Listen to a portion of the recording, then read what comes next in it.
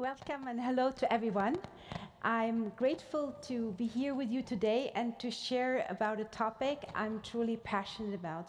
Working with female leaders like you globally, I often sense the main difference between a good manager and an outstanding leader is their ability to connect, to empathize.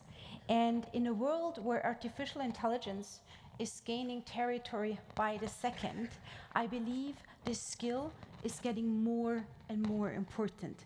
And I was curious to explore what these recent developments actually mean for leadership. What does it mean for the competencies that potentially we need to foster both in our immediate context, but maybe even on a broader societal and organizational level. So first, I was looking into research. I mean, what is research saying about what are these competencies on which we need to foster? So this is from an article from Harvard Business Review last year, where they were literally concluding, comparing what is it that artificial intelligence can do and what can humans do. The conclusion was to say that empathy, emotional skills are more important than IQ. So that's quite of a bold statement, and I would agree on that. And it's interesting that typically in a leadership context, female leaders tell me quite often, you know what? At the office, I park my emotions at the door. I don't want to be perceived as the emotional woman in the room. So there is an opportunity not to park them, not to control them, but to embrace them. If you look in recent studies from World Economic Forum, it's in an article published in October 2020, they were predicting that by 2025, 50% of the jobs will be replaced by machines. That's not necessarily a bad thing. It simply means what is it that we humans need to focus on? In a study at MIT, Thomas Malone said, we need to embrace it, and we as leaders have an opportunity to make this transition as smooth as possible and to support especially people who might be the first being affected by that kind of development. Now, does anyone remember this picture? Maybe some of you do, right?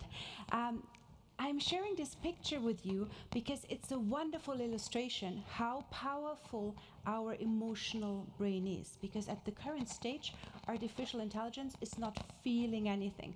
So you wonder, what does that have to do with the power of the emotional brain? So if you remember the picture, this is when the pilot Sullenberger landed the plane on the Hudson River in New York. Shortly after he was questioned, they said, you know what? The second engine was not broken and there was time to fly back to LaGuardia Airport. So you took an unnecessary risk by landing that plane on the river. And they ran about 60 plus flight simulators that all showed there was time to fly back. It was again him who said, can we do one thing between the moment the problem occurred and I made my call? Give me 10 seconds of reflection time. So you don't have to be an engineer to understand that given the complexity of the situation, running all the algorithms in 10 seconds, it's not possible, right? And guess what? With those 10 seconds, none of the flight simulators stood. So meaning he took the right decision. And that is his intuition, right? Intuition is your emotional brain at work. So the emotional brain is very powerful. So as I said, I worked in investment banking before, and sometimes you have an investment sheet, you look, it's like 2 pages, not sure, right? And then you do all sorts of complex analysis for the next few days, and you get to the same conclusion. But something in that intuition and that feeling was already conveying some information. And I think the more we are actually getting back to connecting to this superpower, the more effective we will be. Now, of course, talking about ChatGPT, I was curious, what does ChatGPT think? So I asked a very simple question to start with. So how can humans stay ahead of artificial intelligence? Why not asking the expert? So here is the answer. A bit scary, right? Being an artificial intelligence language myself, I consider it rather unlikely. However, as you can see, we are not totally doomed. So giving us a few tips on what we should be doing in order to stay ahead, and that you see, well, emotional intelligence was one of the key elements on which we should focus. Now also some of the other areas, complex problem solving, creativity, complex decision making, but all of these involve emotional intelligence, because if I want to solve a complex situation, in general there are emotions involved which I need to consider. So now that this is maybe one of our distinguishing factors, the fact that we feel. So my next question was, is it a good thing? So maybe we could just get rid of the emotions and we all be machines. And yet again, it seems to be a good thing that we do have emotion, because artificial intelligence, going by algorithms, is not picking up on social cues, right? If we lead people and we see they might be hesitating, they might be worried, we potentially connect to that and we bring in this information, we address it, versus a machine might maybe just base whatever they analyze on the words and the information they receive. So what is it that we can do to effectively work with emotions and differentiate ourselves from human intelligence, from artificial intelligence? So empathy, sometimes we only think about it is about connecting to others, but empathy is also about connecting to ourselves, and that's a skill with increasing digitalization some of us seem to lose. My daughter, like a few weeks ago, she's 17 years old, and she said, "Mom, you know, my watch told me that I think I'm stressed because my heartbeat at rest went from 52 to 68 over the last 2 weeks." It's like, I mean, wow, on one hand, it's fascinating that your watch can tell you you are stressed, right? But it also means, it's like, oh, wait a second, why can't you tell by yourself that you are stressed? And according to a recent study from American Psychiatric Association, health issues went through the roof in the past few years. And one of the reasons is increased digitalization. So one hand is like we are not relying so much on our own intuition, on what we know about ourselves, has many reasons. Another reason is the fact, something that we call in psychology social discharge, meaning whenever we meet someone, we discharge our emotional energy. We cannot always be upbeat. We cannot always be in low energy. Now, in order to move safely through these different emotional states, we need to discharge, and we need other humans. In a complete digitalized world, this is not going to happen. So yet another opportunity for us. So as a definition, empathy is our ability not only to feel with ourselves, but with others, and as such is a key skill when it comes to manage self and potentially others, and keep healthy in a context with increased artificial intelligence. So remember from that little conversation, where do we have an advantage when it comes to creative problem solving, complex decision making, building strong relationships, and also resilience. And resilience, by the way, on that study of World Economic Forum, is again one of those skills that now is among the first 10 competencies that leaders should develop in the future for the first time.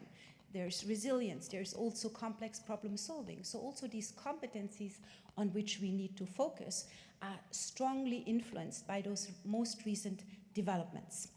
Now, who are these leaders who actually have solid business acumen and show empathy? So they exist. So many of you know Ruth Bader Ginsburg, former US Supreme Justice in Court Justice. She's known for her empathetic approach to jurisprudence. She has an approach where she actively listens to different parties involved. She tries to understand the perspective and needs of minorities. And with that approach, she has received outstanding results. Angela Merkel, former Chancellor of Germany, is also praised for her empathetic leadership style. And one of the examples would be her empathetic response to the European migrant crisis. Jacinda Ardern, Prime Minister of New Zealand. Many of us remember her empathetic response to the shootings in the mosque in Christchurch. Satya Nadella, CEO of Microsoft, is recognized for his empathetic leadership. He transformed Microsoft culture by focusing on well-being and creating an inclusive and collaborative work environment. Now, are these leaders the norm? I would love to say yes, they are the norm. Now, I want to say there is an opportunity, because working with executives, always I want to understand what are those challenges they face, and yeah, how can they develop further, right? And that's a study I did in November 2020 with about 160 executives. And there were many questions, but today I decided to share those 2 questions with you. One question was, how often do you actually include emotions in your decision-making process? And according to that study, only 22% include emotions more than half of the time. At the same time, surprisingly, they say, oh, but by the way, all these emotions exist. I see anger, I see frustration, I see excitement, I see happiness, but I'm not including it. So a simple illustration would be, right? You have to convey the new strategy, the new vision, and you see everyone like saying, it's fine, looks great. And you say, okay, they say it's great, right? But actually you sense there is something else. So in order to be effective, it is super powerful to actually listen to these emotions and to integrate them. And again, little reminder, artificial intelligence is not getting these social cues, is not getting emotional intelligence, is not getting emotional information. So that's where we have a strong opportunity. Now, this is what Silke is saying, and sometimes, my executives tell me, Silke, I trust you, but I actually would like to have proof of everything you're saying. It sounds quite convincing, but I need proof. I need some solid facts. Well, so let's share some solid facts with you, how empathy makes the difference. So it contributes to trust. So what is trust? Trust, according to McAllister, has 3 layers.